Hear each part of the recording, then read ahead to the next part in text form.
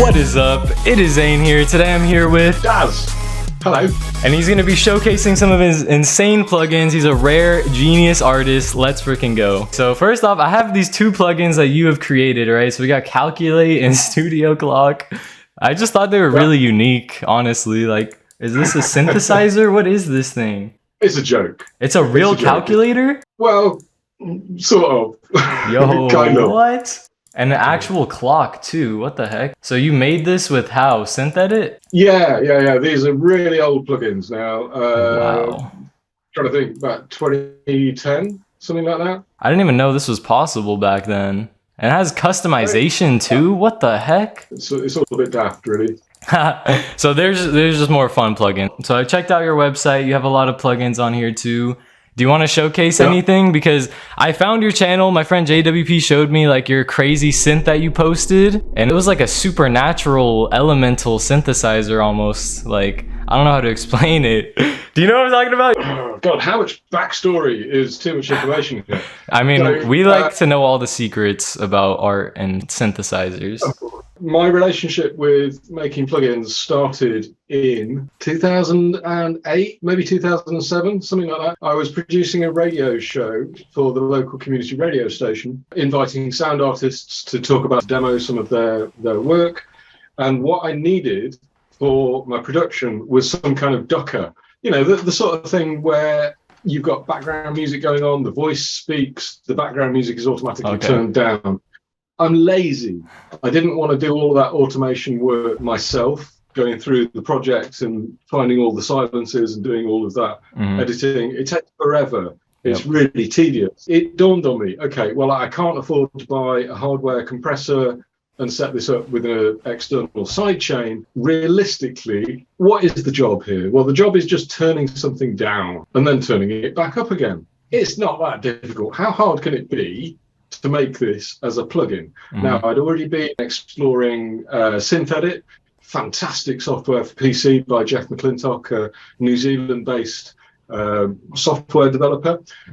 If you're familiar with modular modes of working, what this basically allows you to do is to approach computer programming of plugins through a modular interface. So you have a function which sits in a module. You don't need to worry about how that module works. You need to know about how to plug into it and how to plug out of it. And you can build this patch of functionality and then export it to a plugin so that you can then run it in your favorite workstation, whether that's Reaper or Fruity Loops or whatever.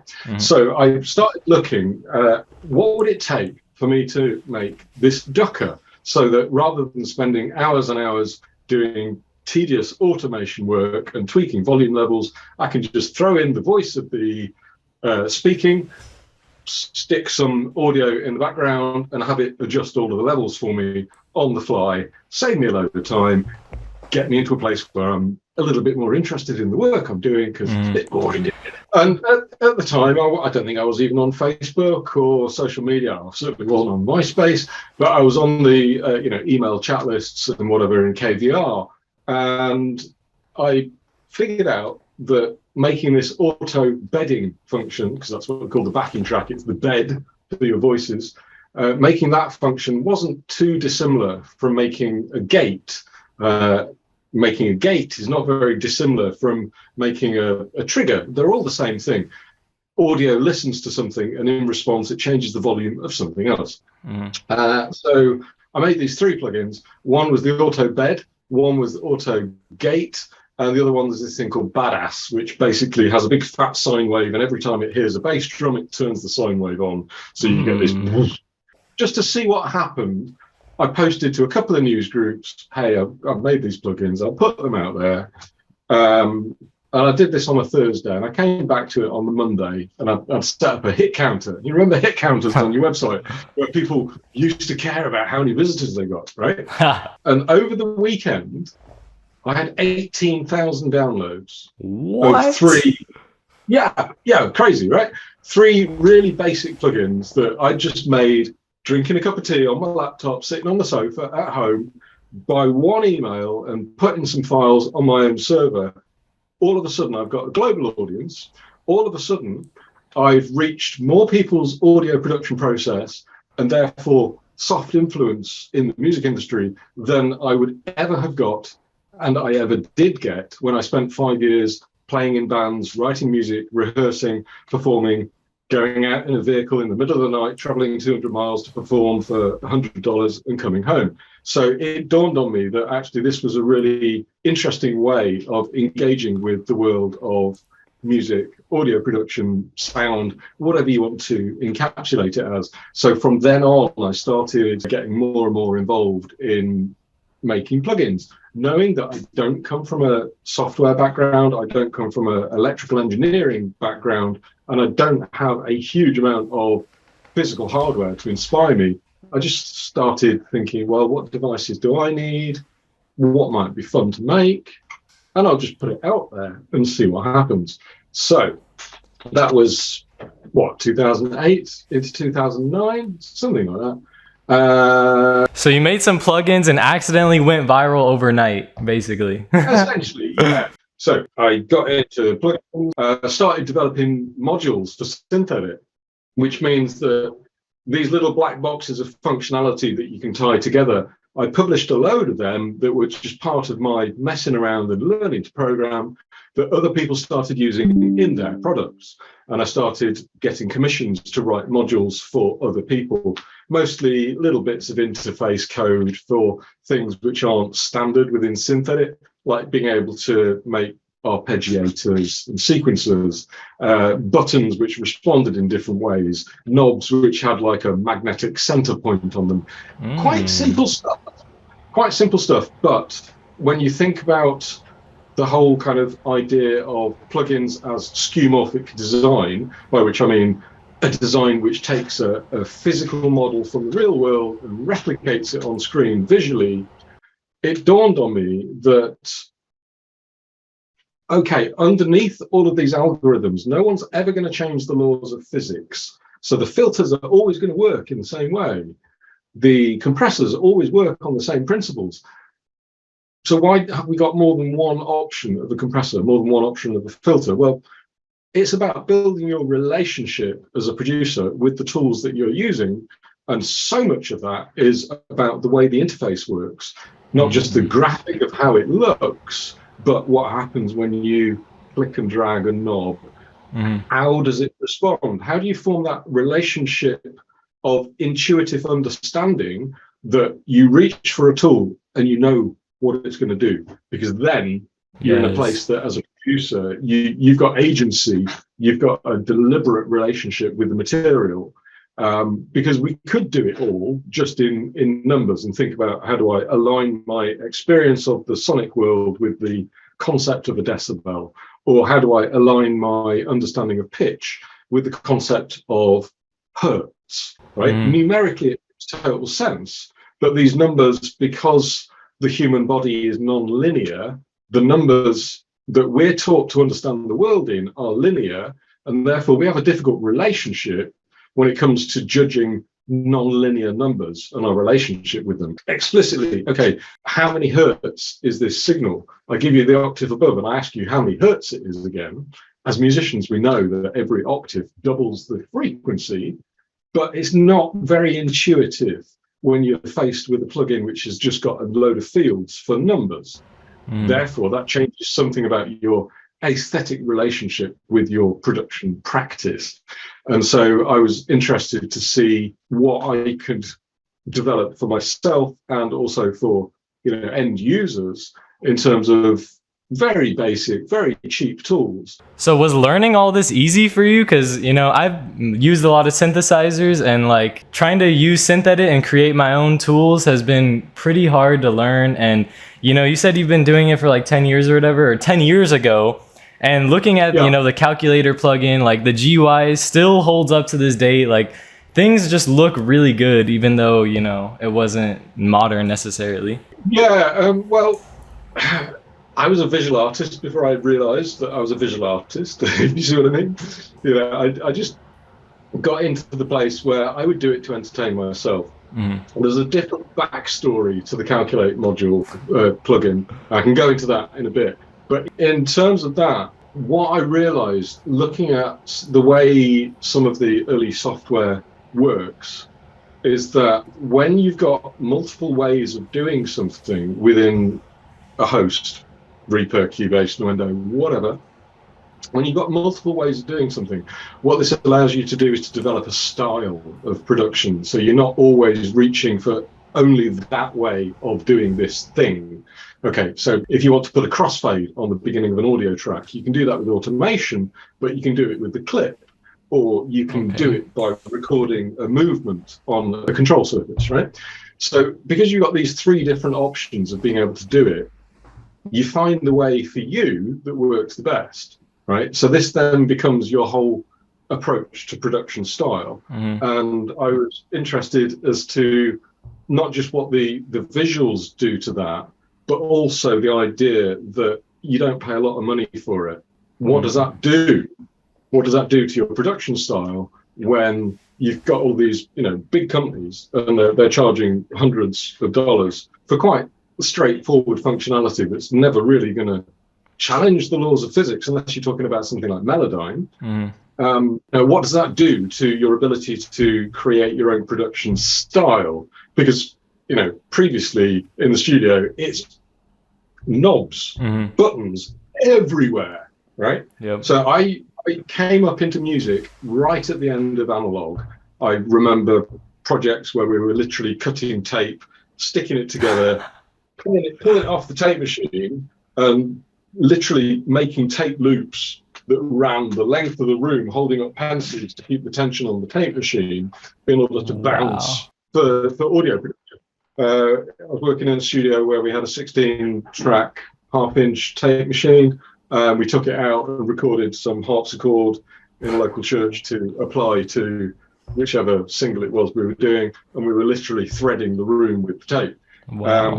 And so, my understanding of the studio is a big rack of equipment with lots and lots of buttons, and no one says you're allowed to touch them because these machines are quite expensive. But actually, you're not really going to break anything when you push a button. At the worst case, you might injure yourself by having a howling loud noise all of a sudden, screaming feedback or whatever. But you just push the button and it stops, right? Most people, in my understanding, having done like facilitation and engineering work, most people are being terrified of a mixing desk because it's this sea of knobs and buttons, so many things that could potentially go wrong. I'm not even going to touch it. Right. I've got the privilege of not being afraid to mash a button just to see what will happen. I like to experiment a lot too. Like, I don't care either. I like to push every plugin and synth hardware that I use to the max. Like, just experiment, see how crazy it can go. Exactly. And so this fed me with the idea that, okay, let's take the idea of a compressor. I know what it should do, right?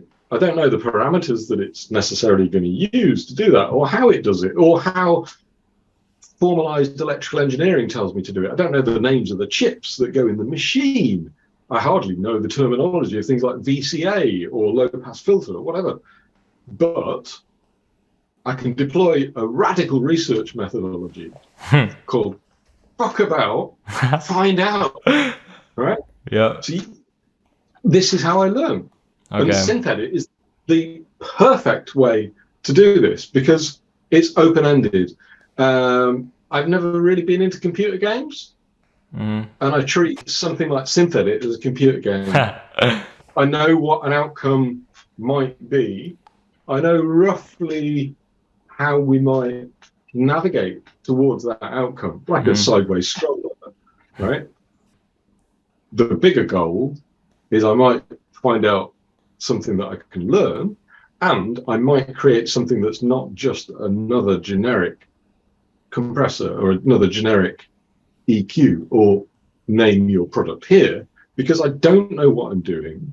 I'm going to find a way that isn't because of the Bible of the Acoustic Engineering Society, because of the Bible of the electrical engineering people, whoever they may be. Nothing wrong with their approach. I think that's brilliant that we've got these world level experts that can give us canonical information about how the world works and repeatably make these machines which give us a huge amount of agency, freedom and power as producers.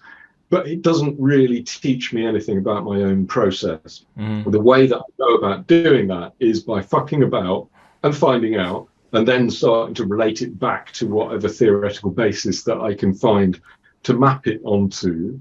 And if that's technically incorrect, then so be it, because that's just another opportunity to learn something. Mm-hmm. So that's, you know, that's my whole kind of approach to things. And this is absolutely what I would encourage anybody in any creative sector to do. Mm-hmm. Because if, like me, you're brought up from being a child, being a musician, a dancer, a mover, a drawer, a painter, insert name of creative sector here, if you're brought up doing that, you fall victim to being a disciplinarian. You are told how it works because people know better than you, and that's what you conform to. Mm. And you get stuck, you get trapped into this place where you end up over-evaluating what you're doing, you undervalue what you're doing, and you condemn yourself for it all the time because it's never fucking good enough compared to the next expert, right? So for me, this whole notion of fuck about, find out is a way of saying, you know what, I don't care that I failed, because that failure is an opportunity and I can use that to go somewhere else. So a bit of a life hack for anybody watching, regardless of the genre, the discipline, the mechanisms that are normative in the area in which you're working, break them. Yep. Find out where they fail, and then you risk this dangerous opportunity of having something that, yeah, okay, canonically it's not unique, but it might be interesting. And by the fact of making it interesting, you're then engaged in this process where you can inspire yourself. And that is, you know, that's really, really useful as an artist trying to survive in the world, because you know, you don't want to flip burgers if you're a creative individual, right? You've got to find a way of putting food on the table whilst maintaining some kind of creativity. Creativity is very easy to delete. It's very hard to get back to. And so therefore, how do we safeguard that within our approaches to everything? And for me, I'm not saying it's necessarily going to work for you, Zane, but for me, fucking about, finding out is the perfect way that I, as an individual, can interface my kind of creative mind with the technical work around me. So yeah, I wouldn't say that I found it difficult in any technical sense, because it's dragging images on a screen around. Connecting stuff. What I mean? Connecting stuff, pressing play, going, oh, it didn't work, I'll try it a different way. Because none of this costs you anything other than your time and your care, right? You don't have to make the machine make smoke because you plugged it into the wrong thing. You might occasionally get a glitch sound, which is terrifying. Yeah. Big fucking deal, right? Yeah, I guess I was just more scared for no reason, honestly. You're completely right on that. Like, I don't know what I was fearing.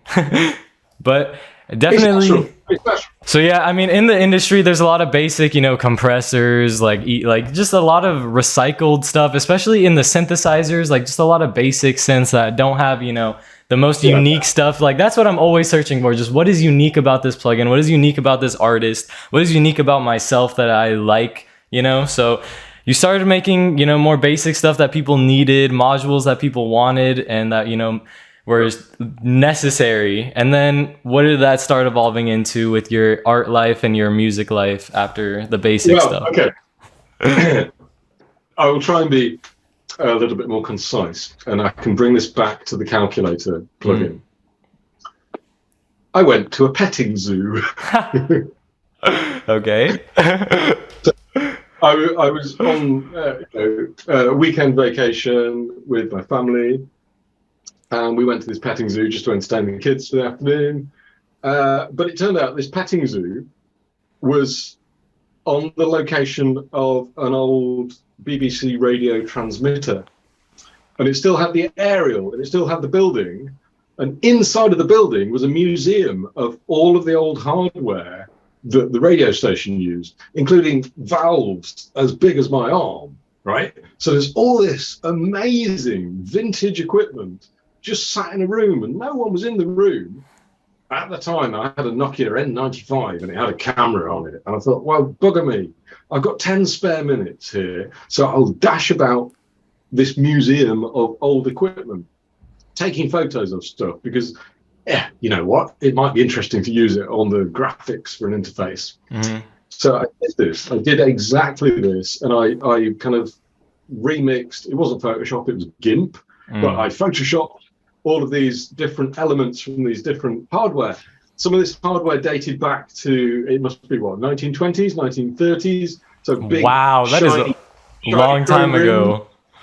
Yeah, exactly. Proper antique equipment, right? Yeah. And so what I figured is that compression's really useful, and not many people really know how it works. It's not that difficult to understand, but what's going on the inside? How does it all come together? We know what it sounds like and what it does, but we don't appreciate that every single recorded voice that you've ever heard through your TV, through your radio, through your YouTube, through your MySpace, has been subjected to compression. So what do? I thought, you know, fuck this. Nobody knows where compression actually came from. It's one of those things. A lot of audio technology comes directly from the military. Okay, early radio, Marconi, communications, and it's quite probable that compression was invented as a way of making the best use out of very limited bandwidth available to radio communications in the context of the military being able to say something in one place and it be properly understood by the troops in the other place, right? Okay.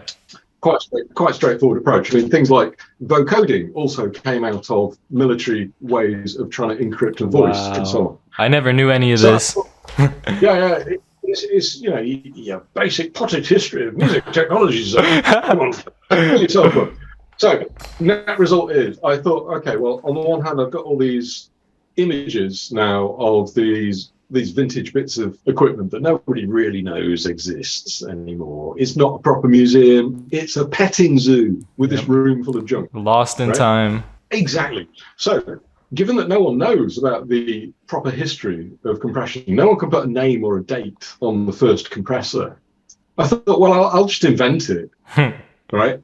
And I'll make some compressors as plugins, and I'll use these images from this museum for the interface for these plugins, right? And so I kind of manufactured this whole backstory about this English gentleman scientist who had accidentally one day stumbled onto the magic idea of bolstering your signals, because obviously, you know, bolstering is the way to describe it. So I came up with this set of, it's like 6 compressors, which look like vintage compressors, and the backstory makes them look like they're modeled component by component off the circuit board of these mythical devices that were created in the 1920s. Wow. But all of it's bullshit. It's complete bullshit.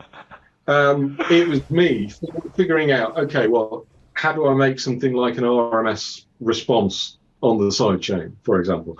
What do I do about attack and release? Do I measure it in milliseconds? Do I measure it in volts? What do I do? I know roughly what a reasonable compressor should sound like. I'll aim towards that.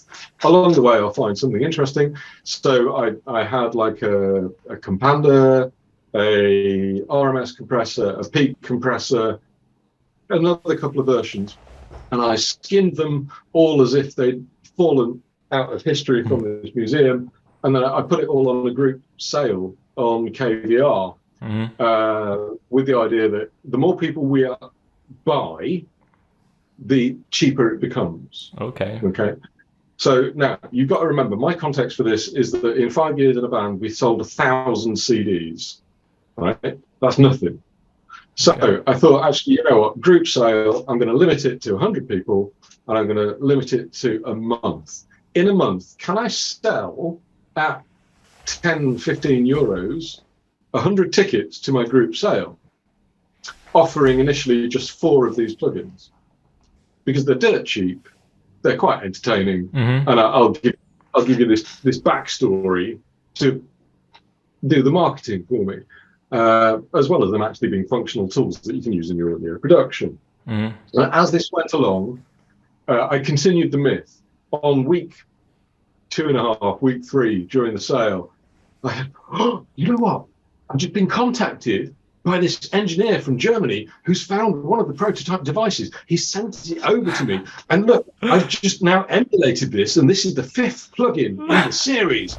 You're part of the group buy, you can have this plugin also. So it was there all along, right? So we ended up with 6 versions of these bolsterizer compressors, all working in different modes that you would find in a multifunctional compressor, compander, compressor, limiter, blah, blah, blah, blah. Also good, right? So for the final week of it, I'd reached like 95 people buying into this thing. I thought, okay, what can I do to get the remaining 5% here? So I thought, well, fuck it. I'll make a promotional calculator. Like I'm like a tedious office job, and I need to make a promotional item for my clients. That's why it's got this little bolsterizer sticker on it. That comes from, I think, a photograph of some Texas Instrument canonical calculator. And I just kind of released it as thank you very much for your custom. I realize we've only got 5 days left on this promotion. Anybody else want to buy in, get a free calculator. And so I built it up with this backstory, but continuing this kind of false reality military thematic from it, knowing that it used to be the context, if you wanted really bad electronics, really cheap electronics, really terrible electronics, you would buy them in China, because China was pre-industrial revolution, essentially. They were starting to upskill themselves, but they basically sold us crap. They sold us plastic crap. Yeah. Now, I realized no way I could get away with this, either from a cultural appropriation perspective or from a reality perspective in the early 2010s. So I thought, actually, you know what? I'm just going to tell you that my calculator is made in North Korea instead, right? So I ordered 100 of these calculators from my bespoke supplier in North Korea as a promotional item for the business. And if you buy into the group sale now, you can get this calculator. But beware that it's made in North Korea. I can't guarantee you that its mathematical functions will be correct. So that's the reason that this exists as a plugin. Oh, wow. Is an addition to this group sale. And the group sale is messing around with a myth and creating this false history, recognizing that we don't generally recognize as musicians and as producers. We're very, very privileged. And what we forget is that a vast majority of the tools that we use come out of the military. They come out of military communications. And we think about encryption and high-level things in terms of neural networks and the defense industry at that level, but we lose touch with the idea, okay, that vocal from Cher that uses auto-tune was sold as using a vocoder. The vocoder came out of military hardware.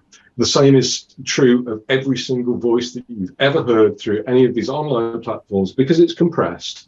That compression came out of military hardware. There was a reason for that, deeply embedded in our cultural perspectives at the time. There was a need for that, which is not related directly to the luxury we have as human beings in a creative practice. But, and this is the really important thing, the fact that that compressor existed enabled these wars to continue to get us to the state where we as human beings can continue to survive and thrive with the privileges we have nowadays. And okay, that's perhaps a little bit deep for a joke.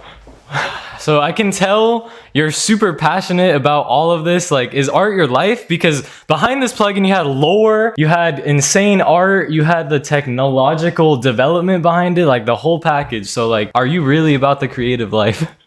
About the creative life? Ooh, that's a really interesting question. How can I express this? Are you familiar with the phrase, I made a killing? Yes. Right. So, okay. Oh, okay. Wow. I get it. But I'd rather make a living than a killing. And so For me, I teach at a university where we do postgraduate courses, master's level, with performers, theatre technicians, and dancers, and musicians. What they universally encounter in practice, especially during the early years of practice, is a real struggle to make ends meet, to put the food on the table. And if you believe this idea that as children we all are creative individuals, but it is society which deletes our creativity as we're first taught how to accept and conform to the patterns of the world, Yeah. then my role within all of this is multiple. Of course, I consolidate those patterns because I'm white, because I'm Western European, because I'm middle class, because I'm male, because I'm straight, because I don't have a physical disability, because I'm not particularly neurodiverse. I'm fundamentally the enemy of everyone else on the planet.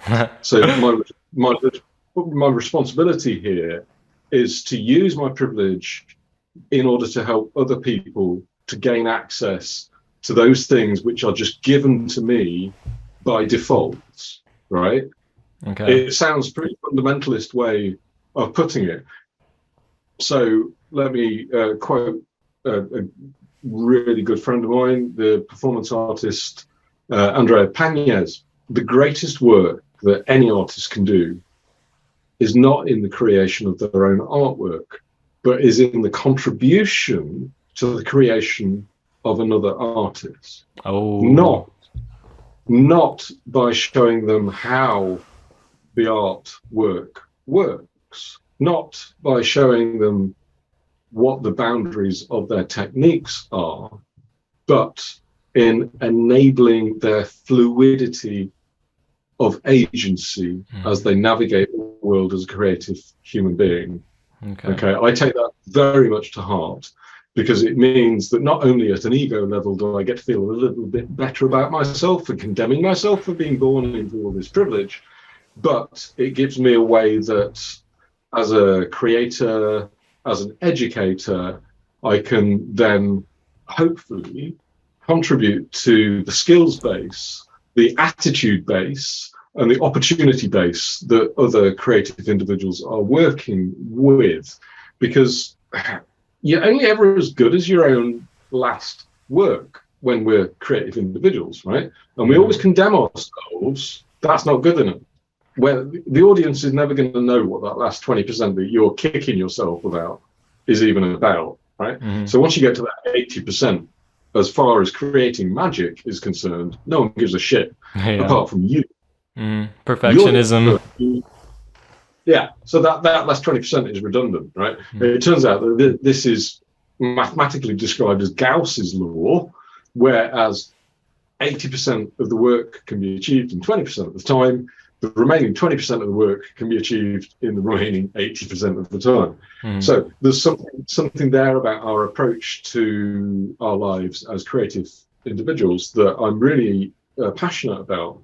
And it's in being able to model, unlock, illustrate, demonstrate, and promote this place where, okay, we can be as daft as we like.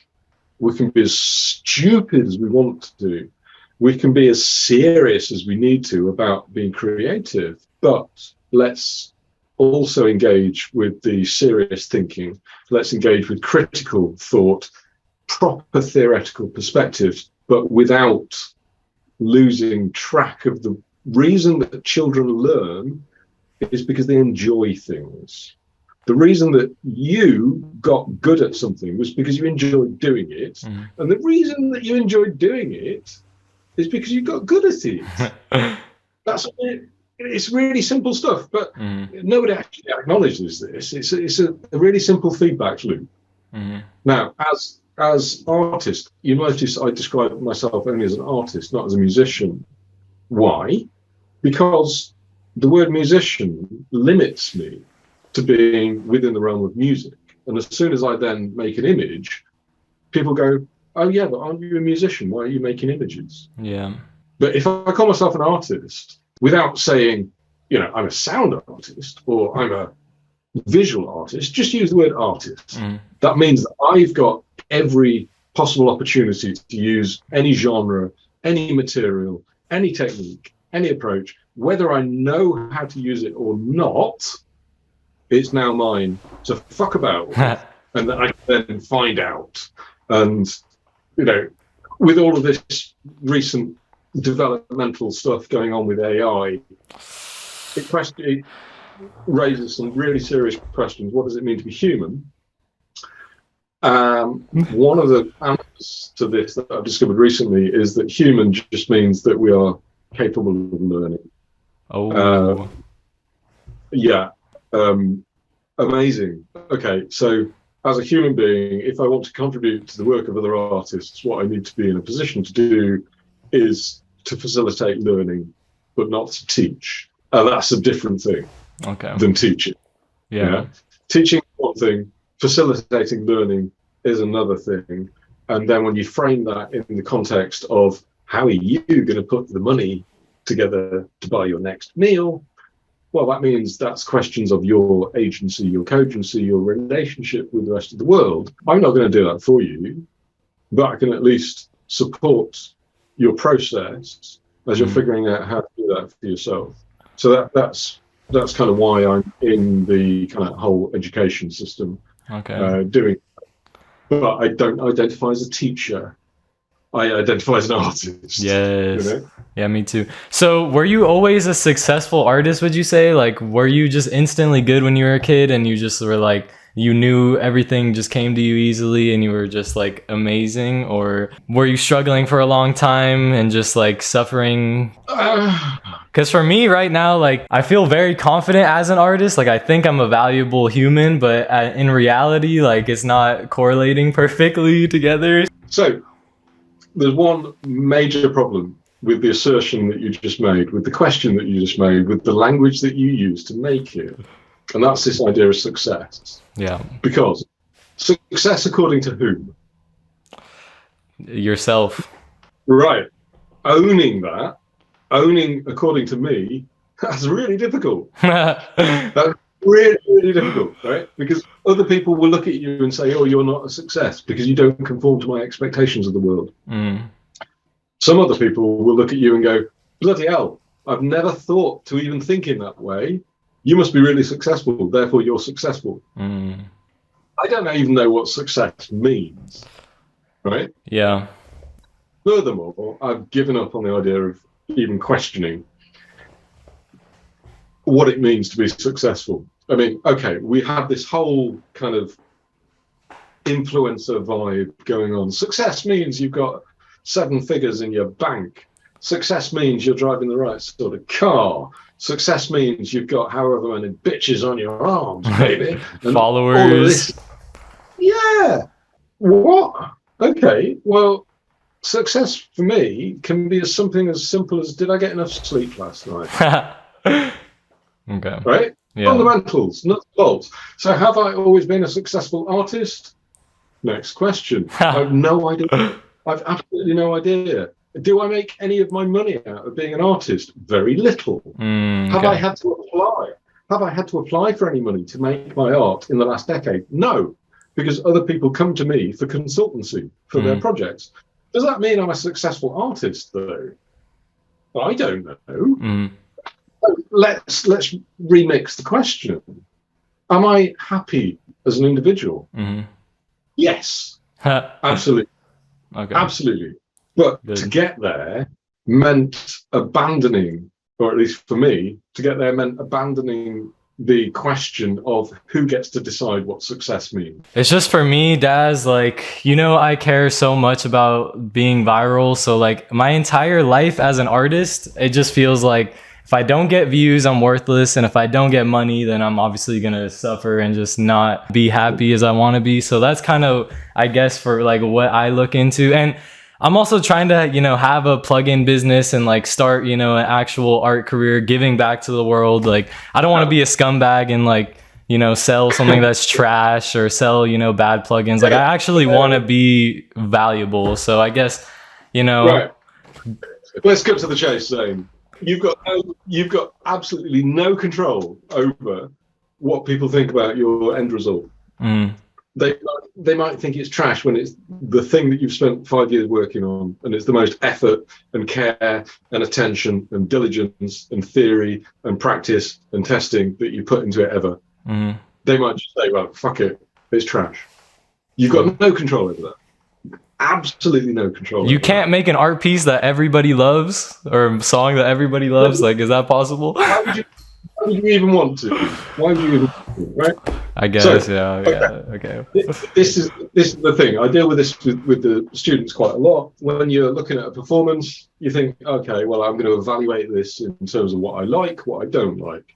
But what you're not evaluating is why you like those things. Mm. So you end up talking about not the work, you end up talking about yourself. So when someone comes to your work and criticizes it from an aesthetic standpoint of view, what they're doing, they're not talking about your work, they're talking about themselves. Oh, wow. Okay. Right, yeah, it's mind-blowing, isn't it? So be very careful as to whose feedback you listen to and whose feedback you take seriously. Mm-hmm. Because, you're already the expert of your world, and you're therefore the expert of the things that you make in the world. Somebody who doesn't have that expertise comes and gives you an opinion that's based on them. Mm-hmm. They're telling you about your work, but they're actually doing it with language which is all about them. Mm-hmm. You don't need to listen to that shit. Furthermore, you need to take it seriously, right? So what does it mean to be successful? Okay, so then that's about your relationship with your own expectations as to what you are as a creature in the world. Yeah. What do you need? What do you need as a creature in the world? Full disclosure, I'm not the richest person in the world. I'm not the richest person in my neighborhood. Financially speaking, I'm probably doing, teaching.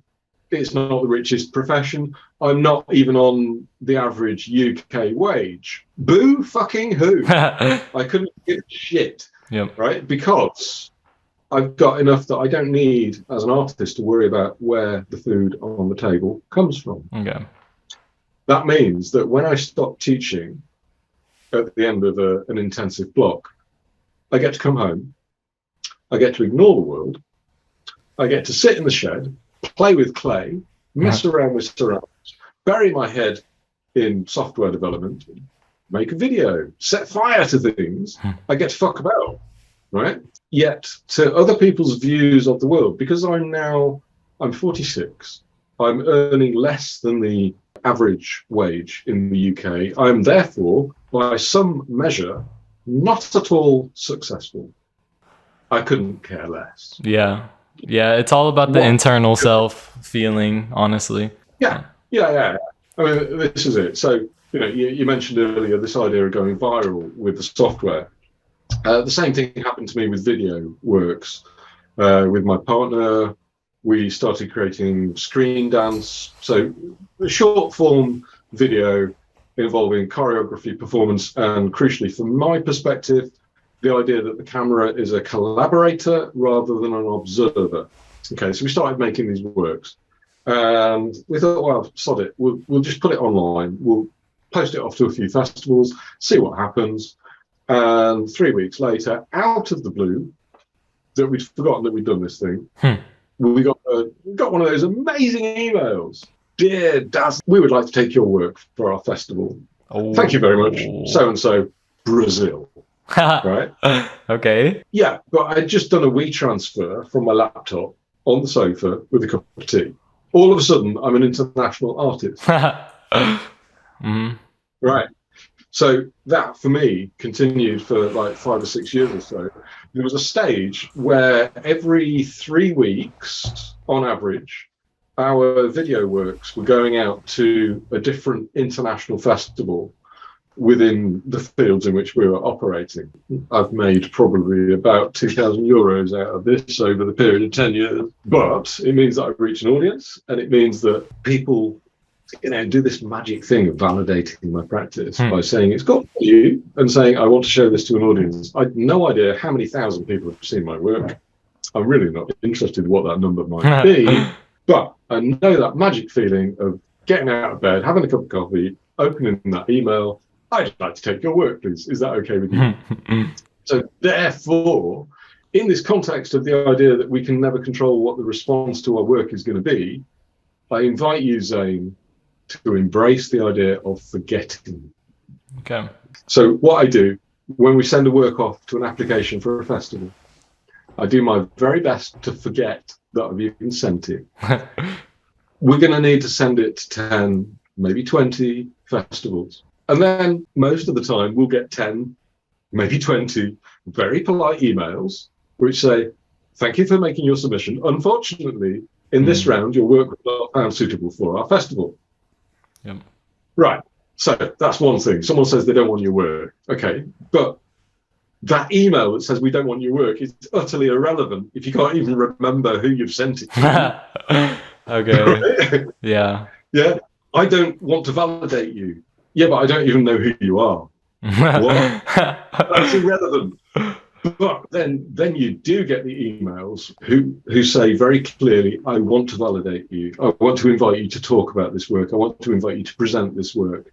I will pay for a hotel and a flight for you to come and present it to our festival. I will give you a screening fee or whatever it is that they give back to you for this thing that you've made that's out there in the world doing a thing, right?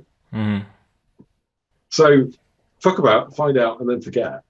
Okay. So it's the 3 Fs. I really want to see some of your crazy synthesizers. I want to see you use them because you're the expert here. And I saw one video. Like, I've never seen Synthedit go this crazy before, so I just want to see. Right. Okay. So can I share my screen? Yeah, I would love to see that, please. Like, how many plugins have you created, do you think? Like, a lot? Oh, I don't know. Probably 30 or 40 of my own, but then my code is in maybe another 30 or 40. Okay. Stuff that's been discontinued now.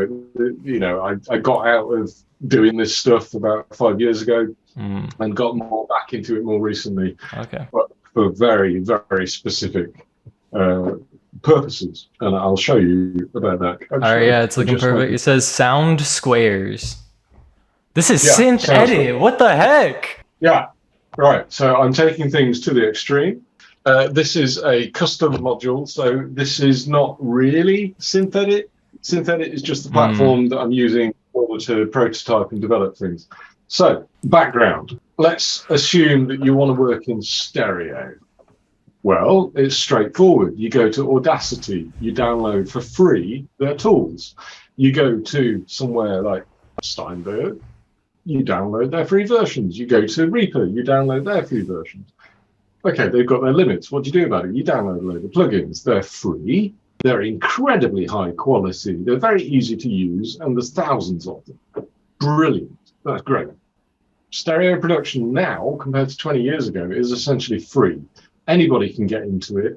Anybody can learn about it because there are a billion YouTube videos showing you how to produce in stereo. Fabulous. And by the way, we've been working in stereo since Bloomline invented the whole format and RCA back in the 1930s. Dang. So there's this whole almost 100-year history of working in stereo. That's a long time. Yeah. It's really, really well established. Let's assume now that you want to take a step up. And you want to work in 5.1. Okay, well, the movie industry has been using 5.1 since, I don't know, I'm going to have a guess, maybe mid-80s, something like that. Okay, so which of your free software is going to work in 5.1 for you? Well, I don't know, maybe you can pay $50 and get a legit copy of Reaper. That'll work in 5.1. What if you want to run an effect in 5.1? It's going to cost you a bit of money. Okay, so let's take it up a step. Let's assume you want to work with 8 speakers. Okay, so you're talking about a postgraduate degree at one of the universities who specialize in sonic arts. What are their tools like? Well, they're not generally available. Yeah, okay, recently people like Urcam and Spat's series of plugins have made this a whole lot easier and more accessible. But generally they assume that your system is going to be circular and that the audience is going to sit in the middle of it. So let's take it up a level. What if you want to work with 20 speakers? What if you want to work with 50 speakers? I built the sound system for the Olympics with 52 speakers in an inflatable venue. You can get 60 people inside the space. Sound moves everywhere. How, as an engineer, do you facilitate that? How do you do that when the vast majority of your tools are geared towards mixing in stereo? In stereo, you've got a knob, and it's called pan, and it moves it from left to right. It's really easy. It's been on mixing desks since the 60s, right?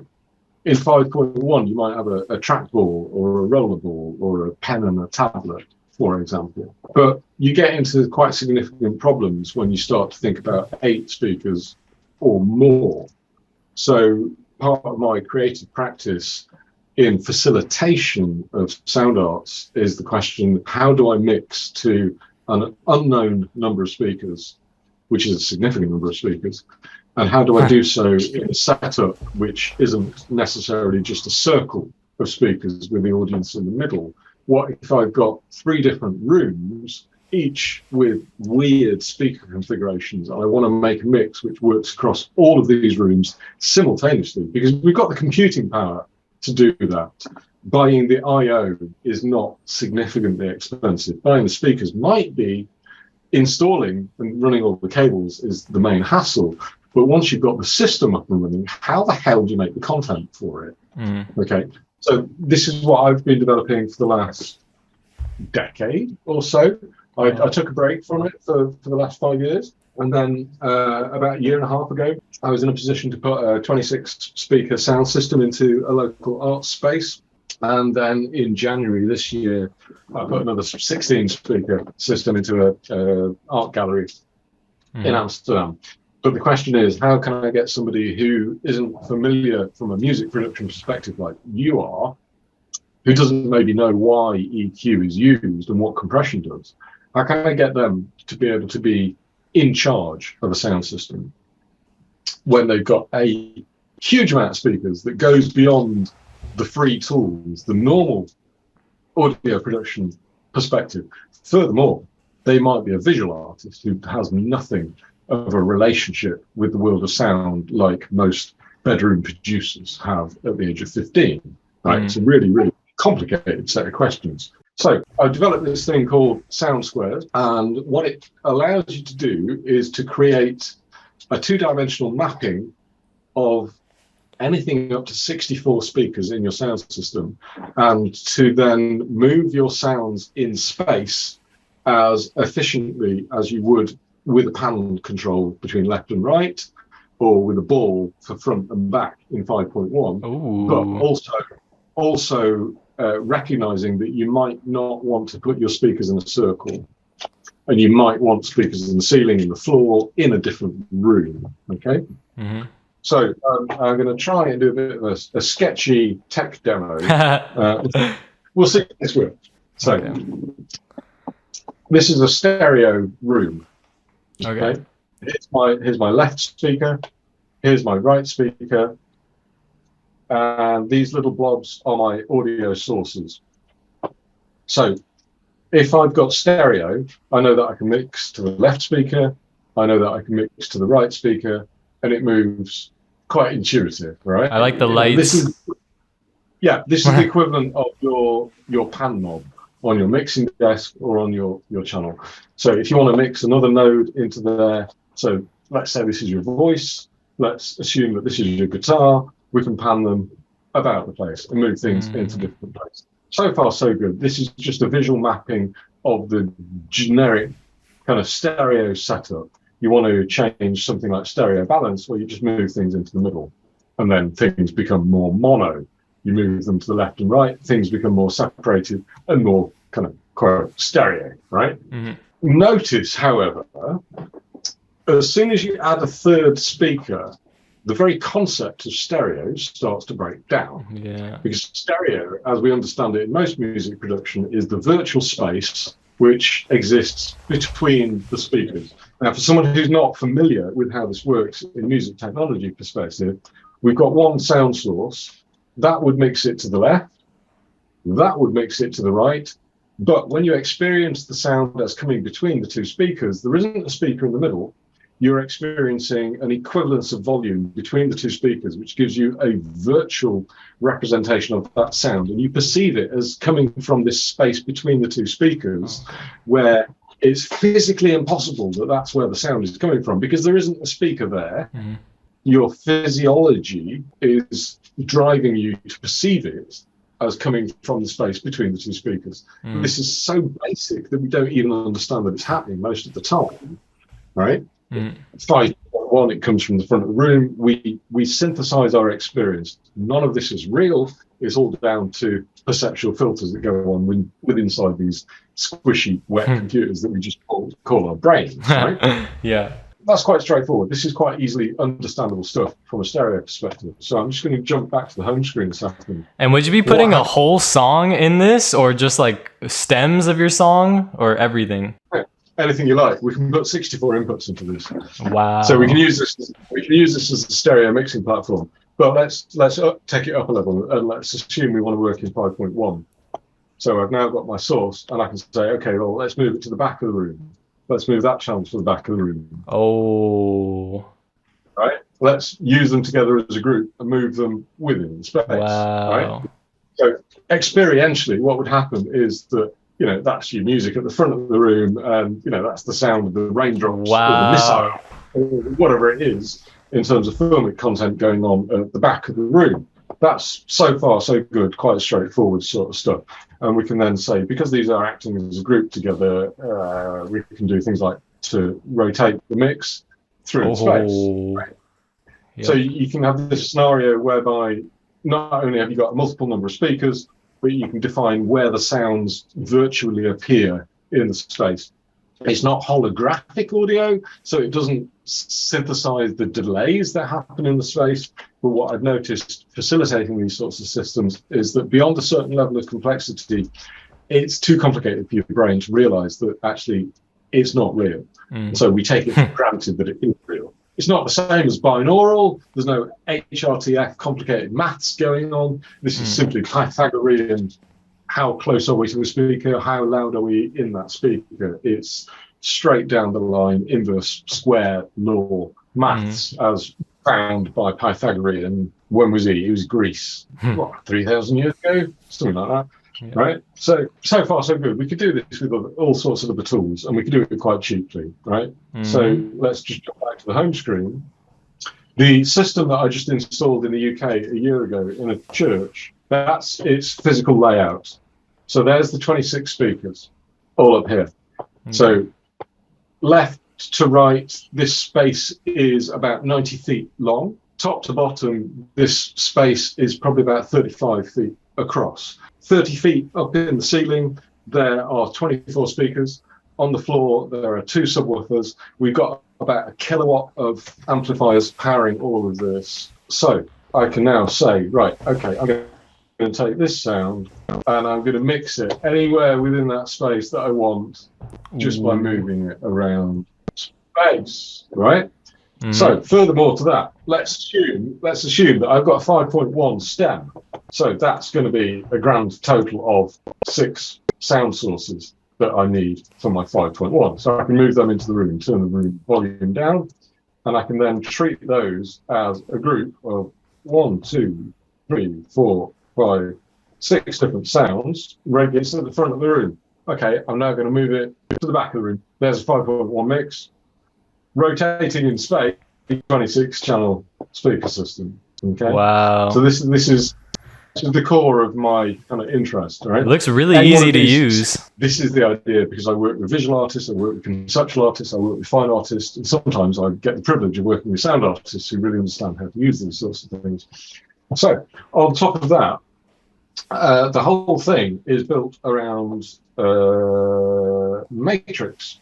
So here we've got 64 input channels routing themselves to 26 output channels. If you imagine each of these little squares, each of one of those is a volume knob for that mix to that speaker. You might think of this as being an auxiliary send on a mixing desk, except I've got 64 input channels in this instance. Every single input channel has got 26 auxiliary sends on it. Imagine you're now using only just those knobs and you're asked to do something like that. a simple movement. How many knobs do you need to control in Too order much. to make your mix do that? And you need them all to be sample accurate, aligned with each other. Otherwise, the imaging is going to break down, right? Yeah. So I can automate that and have it just rotating in space like that. That just sits there. So essentially, I'm now rotating a 5.1 mix onto a 26 channel speaker, and I've now got an additional 58 different channels that I can drop in there. That's what the matrix representation of this looks like. So for every one of those squares that's moving and flashing, that's a hand on a mixing desk. Oh, okay. So automatically, that's 30 people operating in choreographed lockstep in order to make that mix possible. But I can do that just from my keyboard and mouse. Wow, that is genius. So this is the kind of main. If I had a research question as an artist, my research question would be, how the fuck do we do this shit? Right? And so this is my response to it. And it goes way deeper than this, Zane. How long have we got? I mean... Shall I dig into this a little bit? I want to dig into this, yeah. But at the same time, I'm trying to keep it kind of concise. Okay, I'll do my best to try and keep it kind of concise. So imagine you're building this in this space. It's a sound installation. Automatically, the system switches on and it starts playing at 10 a.m. every morning. At lunchtime, it takes a break for 2 hours and it switches back on at 2 p.m. in the afternoon to play through to 5. Then it switches off, powers itself down, and it repeats until Saturday, and it changes something else to play different content. Okay. Right, this is the generic. Are these in? Does this happen at like art museums or what? Like, because I've been to some concerts, so I've always wondered like, how's my song gonna sound on this speaker system? Like, is it gonna fail or be good? I mean, just imagine this is a public building that you can walk into that's got this sound installation happening in the space. Right? So, full well as a producer that at some point it's not going to sound right. You're going to need an EQ because maybe the speakers are a bit trebly. Maybe the content, you didn't record it properly, you need to boost it. At some point, you might need a delay because your speakers are so separated in space, you need to kind of get over the time delay of the sound arriving to you. At some point, you're going to want to put a post-process on this to do things like compression. Or at some point, you might think, actually, you know what? I've got a civilian coming to use this system. I hope they don't blow my speakers up. I need to put a limiter on the speakers.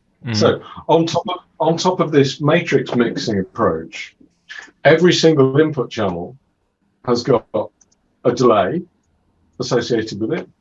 It's got a 5-band fully parametric EQ that I can just load up a bunch of presets onto. Ooh. And it's got a graphic compressor, which will allow me to say, okay, that channel, let's do something like a Bezier curve compander on it, where I can control the dynamics that are going on. That happens across every single input channel on the matrix, and it also happens across every single output channel on this matrix. So I've got 64 inputs, 64 outputs.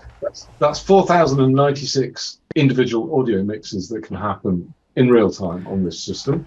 Furthermore, every input channel can be filtered, be subject to compression. And the speakers themselves, well, they've all got crossovers on them that control how the system responds. Okay, so imagine, Zane, can you configure 26 limiters across 26 channels in your host for me so that we can continue to make this work happen? How long is that going to take you?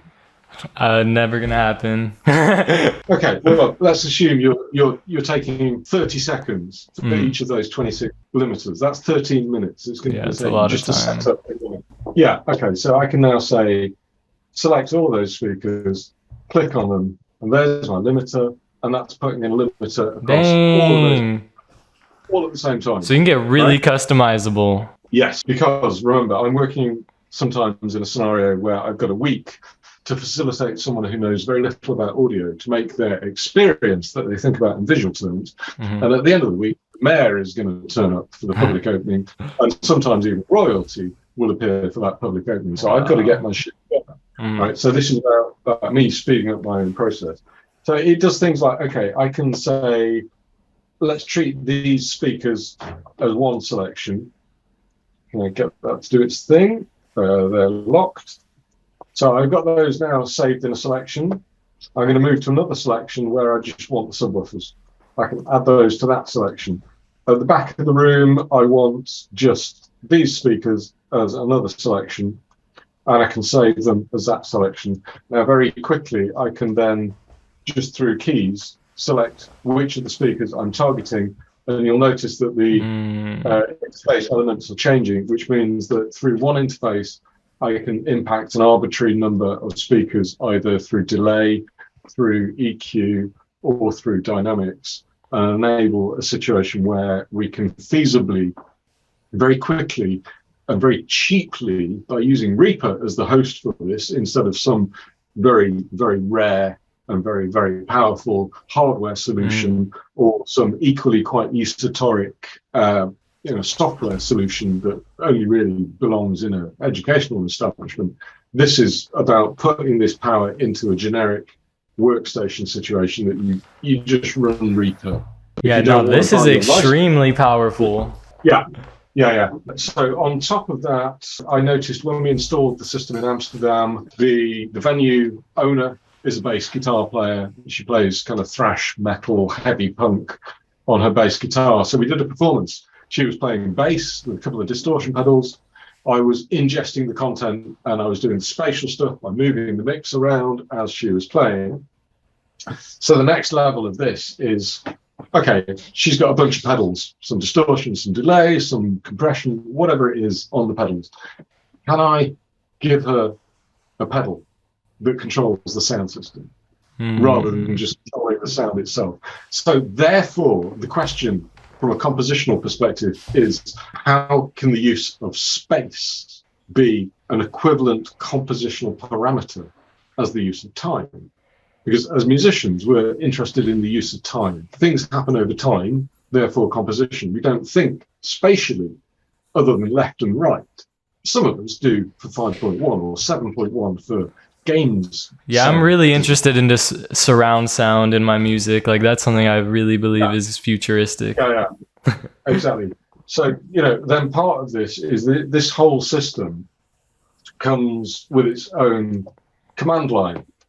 So if I wanted to, for example, take the names of some of these speakers, I've got a speaker here called Right Eye, and I want to control it programmatically. I can just tell my command line, mute Right Eye.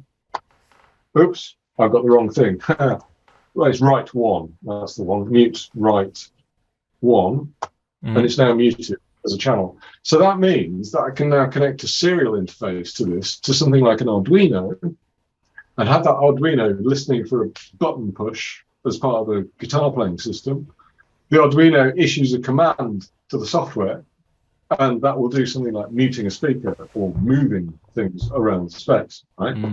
On top of which, this whole scripting environment has got an integrated editor where all of the different scripts that happen can be defined, so that we can set a system up where I can do things such as, let's see if the following is going to work. I don't know if it will or not. Let's reduce the number of sound sources we've got to 16. Oh, I need to just, this is development. It's not quite there yet.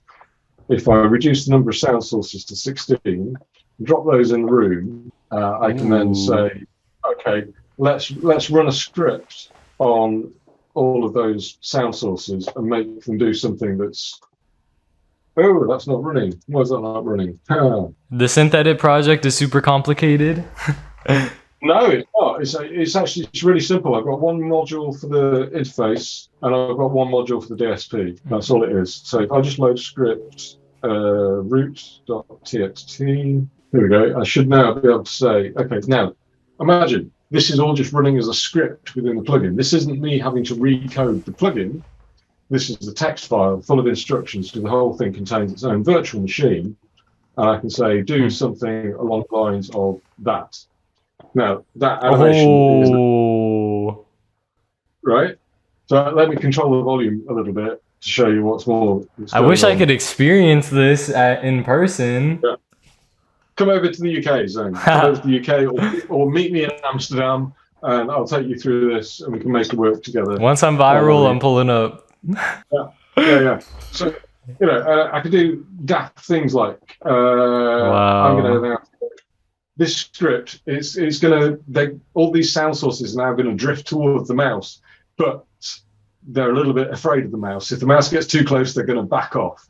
So I've got a system where I can, they're going to follow me, but as soon as I push towards them, they're going to disperse about the place. Oh. So I can now control the animation of all these different sounds across as many speakers as I can fit in the room, and control them all just by wiggling my mouse about.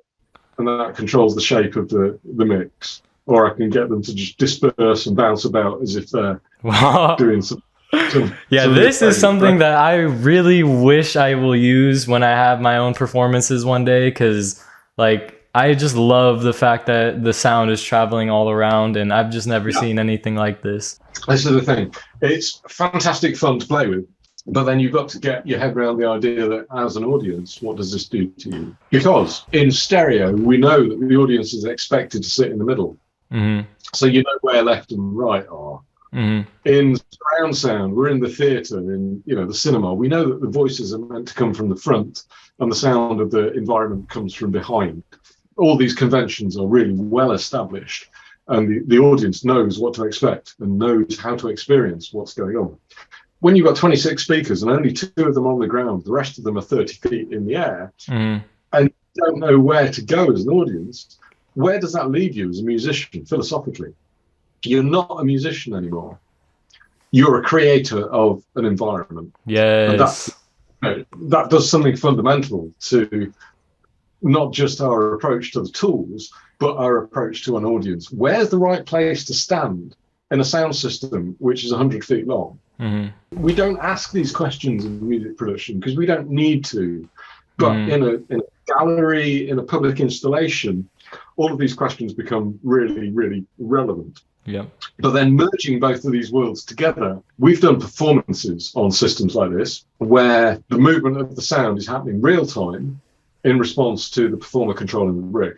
It's no longer a case of it's just a static installation. It's just you stand here and you get an experience. This is now a case of your position in relation to the space determines your experience of the artwork.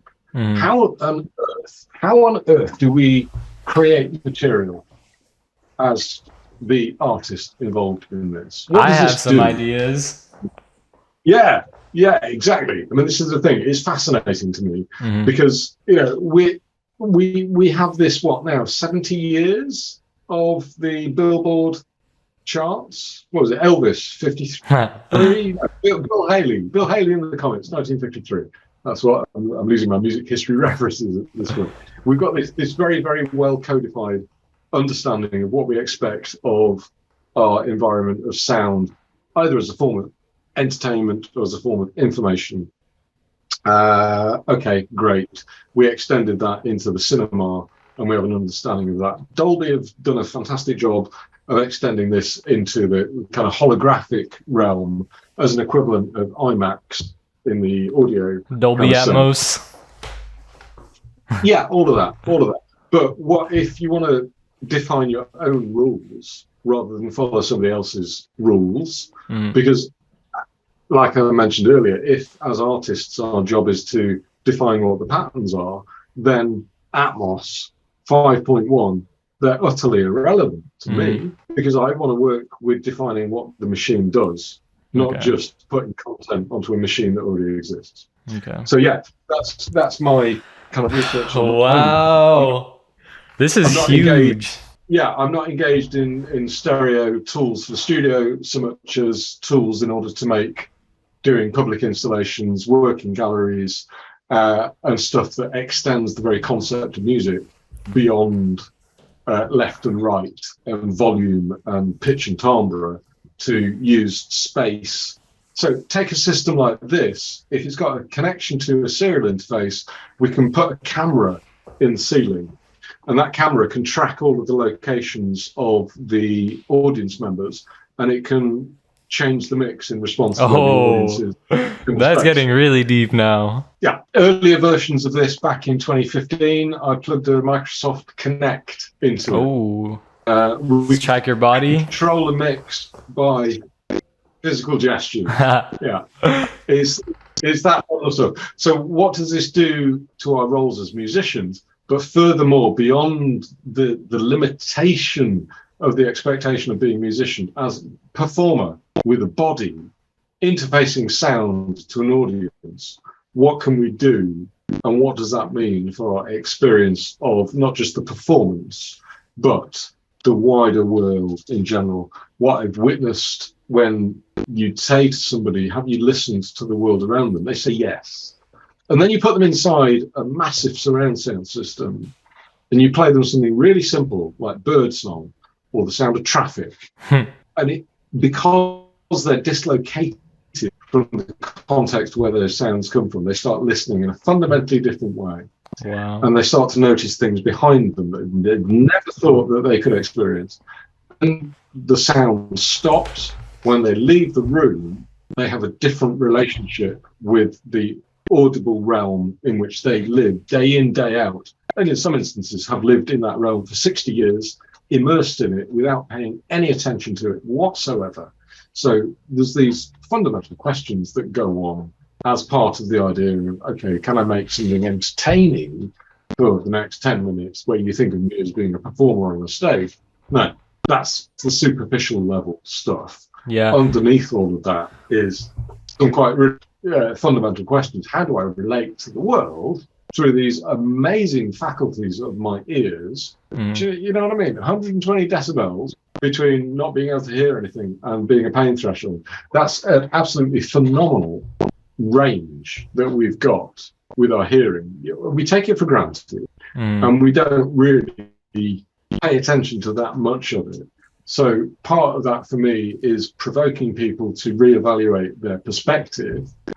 Part of it is just providing a jolly good time and having an entertaining evening with really weird people. Yeah.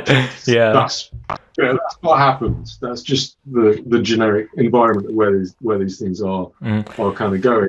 But yeah, the main thrust for me from a technical perspective is not just how can I do this, but how can I do this in a way that on a very limited financial, on a very limited time, on a very limited technical budget, can I make all of these things achievable such that they meet this 80-20? If I can get beyond 80%, for me as a creative practitioner, the audience will automatically assume that that's 100%. Can I enable getting to 80% for people who want to work with these systems? That's the end of my paragraph. That's the point of all this, you know? Yeah, I really love this tool. And for my music in the future that I want to create, I've always thought of it as an experience more than just like, some song you'd hear on the radio. So I've been really into, creating environments in my music and like mixing all of that together as like you're entering a new dimension instead of just like listening to something. So I can really see myself using this tool. Is this available? I mean, you said it's been in development for a long time. It looks pretty good right now. Yeah, I don't generally push it out and advertise it, but it's usually, there's a way of finding it on the website. Yeah, I'm still on the current version. You'll find my work in multi-sound studios in Argentina, in the Netherlands, in the UK. Hopefully, once I've stabilized the text editor and got things up and running so that the scripting engine is a little bit more intuitive, like in the next couple of weeks, maybe months, this next version is going to go on the website. Longer term, I'm getting to the stage where I'm as close as I want to get to working with Synthedit. I would like to publish this in the clap format moving forwards. Okay. I've never made a clap plugin. I have no idea how to do it, but that's the next technical gap for me, is to take this beyond VST and to get it so that the code base is in a place where it can also go onto Mac. Okay. Because at the moment it's PC only. So lots of technical challenges. But up until now, the technical challenges have been, how do I make this useful for me? And I'm now stepping into the question of, how do I make this useful for people who are not me, when I'm not engaged directly in training them. Mm-hmm. So that's kind of where that's come from and where that's going. So very quickly, let's jump back into the calculator. Do you know it actually does audio DSP? So what does that even mean? The calculator is actually an audio plugin as well as a piece of graphics. Okay. You've not found the Easter egg, but I did my research too. You're quite fond of Easter eggs. I do love the secrets in the plugins, and because there's not a lot. I always search. Sometimes I'll get lucky, but it's rare that there's any hidden features and stuff. Right. So pull up the plugin. Share your screen. I don't hear any of this audio. So normal vocals. Oh! So we got some distortion going on. Equal sign. Hold up. Maybe I should get something more simple. Let me get a less crazy loop. What about on some drums? Oh!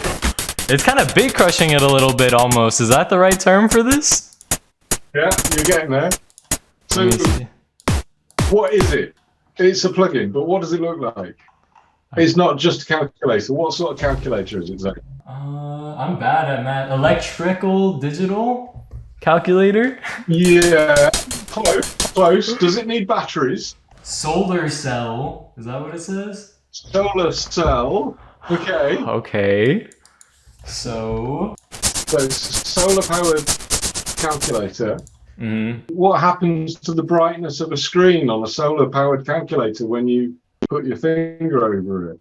It'll dim down, right? So how might you do that in a plug-in interface? Oh!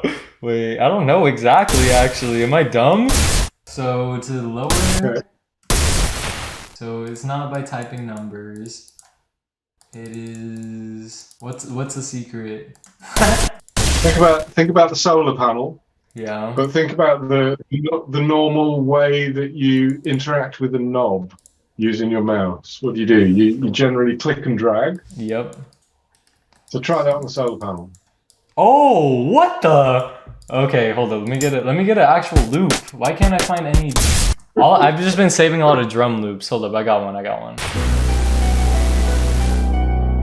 Oh, so it's going more bit crush and then more HD. This is crazy. This is awesome right here.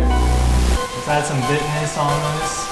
MC squared 8008. Hey, this is actually useful. I like this. That's awesome. So, there's your Easter egg. Hey! Right? Thank you. The solar panel is a volume knob for the bit crusher. It determines the bit rate that it sends it down to. So I can't remember exactly the details. It's like 12 years since I made this plugin.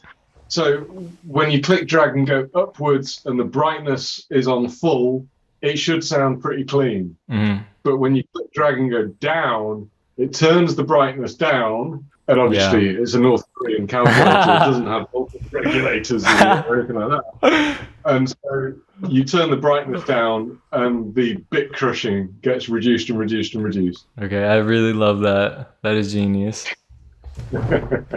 Okay, so final question. You know, I really am excited for your future creations, but what do you have anything else you're working on, or what are your personal dreams for the future? Like, what do you expect to do? Okay, so because I think more people are gonna want to experience your stuff after they realize how good it is. jazzdisley.co.uk. Go for it. Download what you want. Don't expect any support. Mm-hmm. So about 3 or 4 weeks ago, I was in Italy. My partner was doing a visual arts show, so we're not quite solo show, in the mountains in a place which is a monument to international collaboration in response to the Second World War.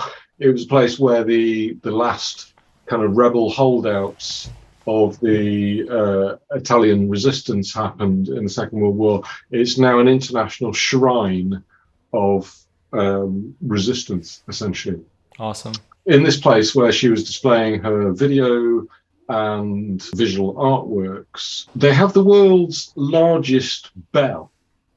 Ding dong, ding dong. They ring this bell at 9:30 a.m. every day of the week in remembrance of all of the lives lost in war.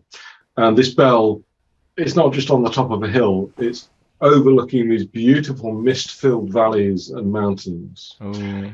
On the way to get in towards this bell, you walk down this avenue, and on either side of the avenue, there are the flags of 70, 80 nations, something like that.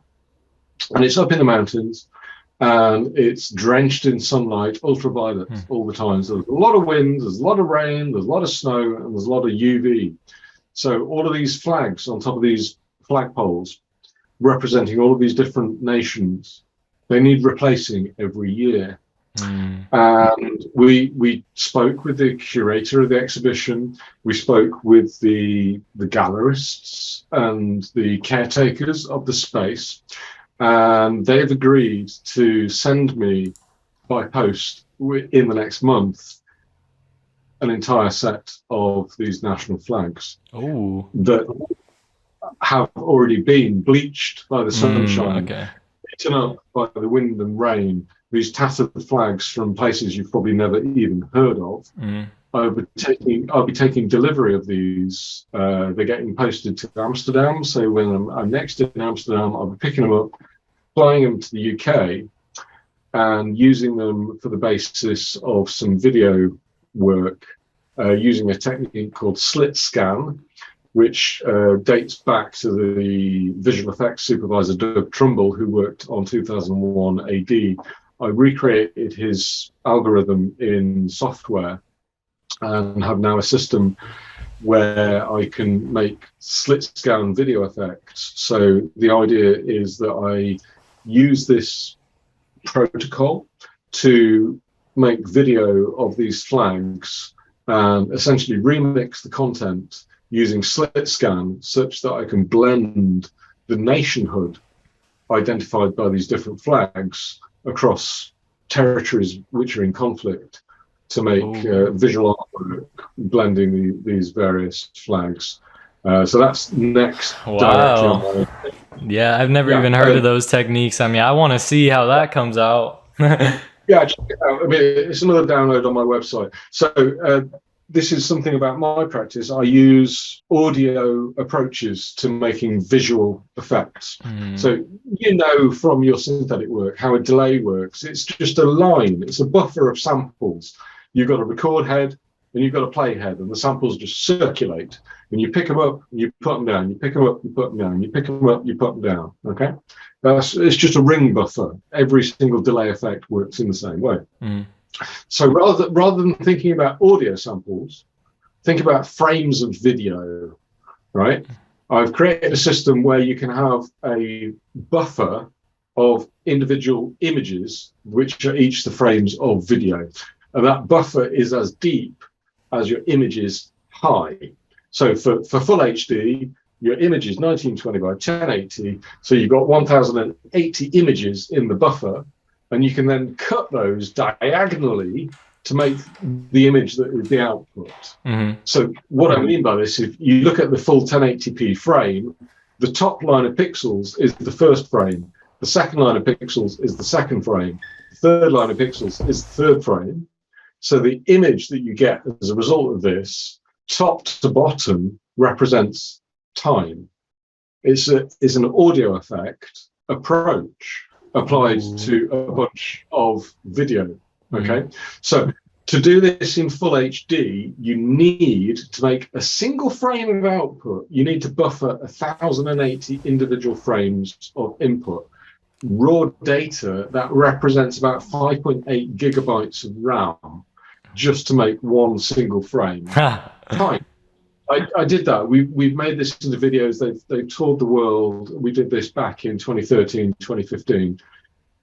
Great. Okay, so you step it up to 4K. Oh. Then what happens? Well, okay, so 1920 gets doubled, 1080 gets doubled, and the depth of the buffer gets doubled. What you need to store in RAM to make the first image is 56 gigabytes of RAM just to make the first image. Then you rinse and repeat the audio buffer to move it on by one frame. Then you make the next image. Then you repeat the next image. So my idea now is to take this from being just full HD up to a full 4K resolution, shot at maybe 120 frames a second, something like that, and to rotate these flags against each other such that we could do something like, I mean, I've no idea who your audience is. Let's head for the most contentious possible combination I can think of. What happened when we blend the American flag with the Iranian flag? What do we get as a result? What does that mean? What visual image can we create? And what does that say about our relationship to the symbology that we stand by, sometimes naively, sometimes very deliberately, with the understanding of what these flags represent? What can I do about these supposedly clashing versions of humanity, which underneath it all are just humanity? Exactly. How can I mess with this? And what does that do to my role as the artist if, like I said before, my responsibility is to take noise and find the patterns in the noise and present it as something? So that's my next creative kind of project that's happening. But before I do that, in a couple of weeks, I'm going to the Czech Republic for a 2-week residency with 10 students of performing arts, performance practices, live art musicians. We'll be doing 2 weeks of chaotic playtime where we all collectively fuck about and find out. Sounds fun. I'm missing out. It's going to be intense. It's going to be super intense. And it's certainly going to be fun. So yeah, awesome, between man. my kind of professional head and my playful head, I think the one thing that threads through them all is this idea of fucking about and finding out. So that's what's on my agenda moving forwards. Awesome. Okay, last for real, last question. Like, what are you? Do you have anything crazy besides the awesome? I don't even know what kind of tool it is. Is it stereo tool or is there a surround sound? Yeah. Surround sound. So besides the surround sound plugin, do you have any other things you might be working on in Synthedit, or how's your future with that? Well, yeah. So I had a conversation earlier on today with Davidson. Okay. Who, you've probably met him online. I've talked to him a few times. So Davidson's an amazing programmer. Davidson works with digital wind controllers, like electronic saxophones, that sort of stuff. And so in order to get the visuals running for the plugin that I showed you, I've had to create a whole OpenGL backend. Now, if you don't know what OpenGL is, it basically means doing the graphics on the graphics processor rather than doing it in the CPU and then putting it on the display.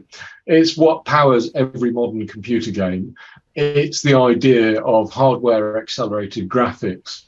I originally published some of the source code to do this in Synthedit running OpenGL about 2014. No one really picked it up and ran with it.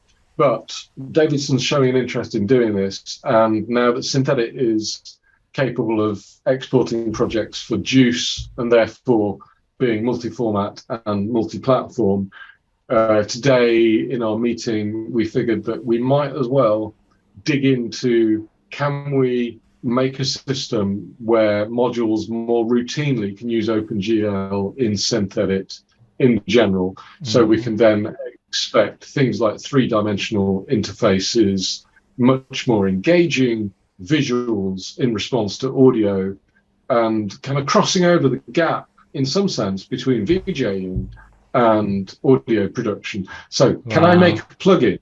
Can I make a plugin that I can put on a projector for an event in a venue that isn't just my audio interface, but is some kind of animated real-time visualization of the sound.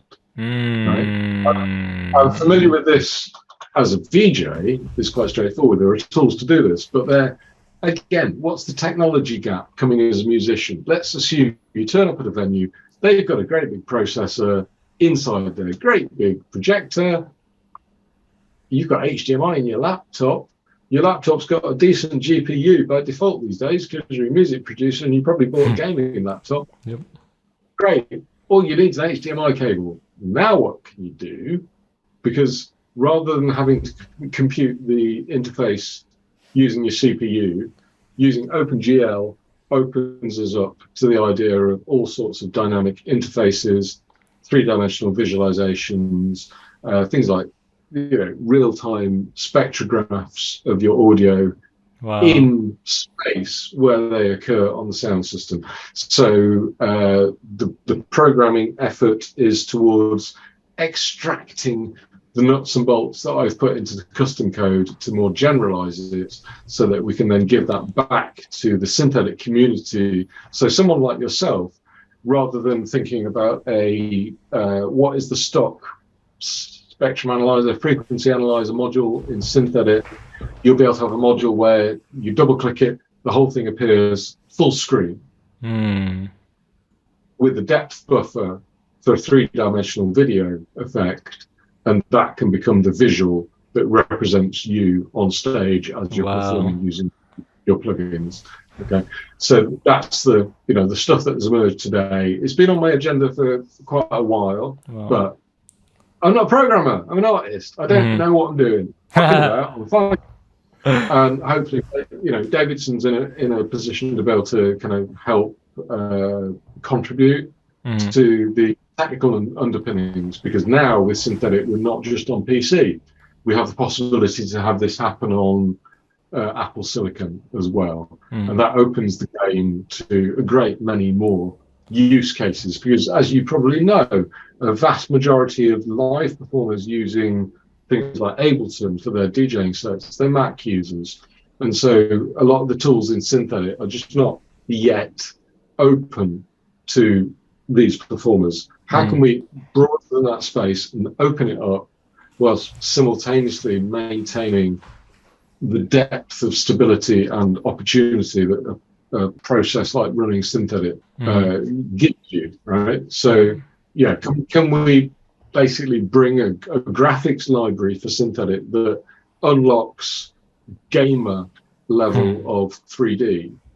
Wow. I can't do that myself. I can't do all that 3D stuff, but I've created a platform that will enable it, and then it's somebody else's job to bring in things like the shader code, the 3D algorithms, and so on. Because are you aware of how powerful your laptop is? They're bloody insane creatures these days. They've got so much power in them. So we might as well stop thinking of ourselves as musicians and start thinking of ourselves as creators of environments and creators of experiences rather than creators purely of sound. And so for me, it's all part of the same game, whether I'm thinking about using 60 speakers in a sound system or whether I'm thinking about plugging a projector into a synthesizer. It's all part of the same stuff. We are in such a luxurious place that as creators of sound, we need to start thinking about visual music.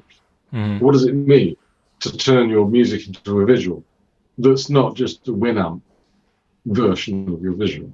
Right? So I'm interested in what that does, not just for audiences as entertainment, but what does that do to the idea that you're a musician?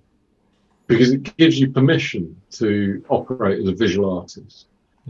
And then what does that do? You got me so hyped up on the Synthedit community now. I mean, I've been trying to, bring some life into it because there's a lot of people online and the Facebook and the Synthedit groups, but on YouTube, it's not as poppin'. So I'm really thankful that you're sharing this stuff. And I'm really happy that we get some advancing new features with this stuff, because I'm trying to go as crazy as possible with my own plugins. So any technology that helps with that, I really love. Yeah, I mean, It's the usual thing, right? So we're the makers of the tools. We're not the users of the tools. And so there is obviously, from an audience perspective, who gives a shit what your tools are because you make good music. Yep.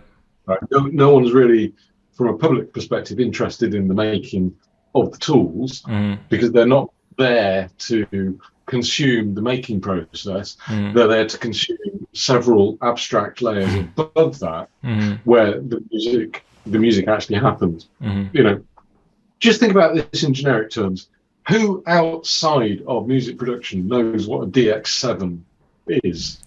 No one.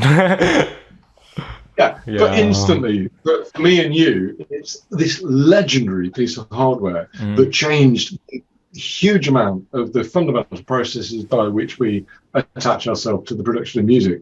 What do you mean? Oh, that piano sound? Right, yeah, I'm with you. I can't remember the last time I heard it on an audio production, but okay, so that's what DX7 means. Okay, great. It's the same boat. It's all the same sort of stuff. You know, you can say the same about SY77, next generation of hardware. What did that do? Well, that brought wavetable synthesis into the same kind of context and multi-sampling as well.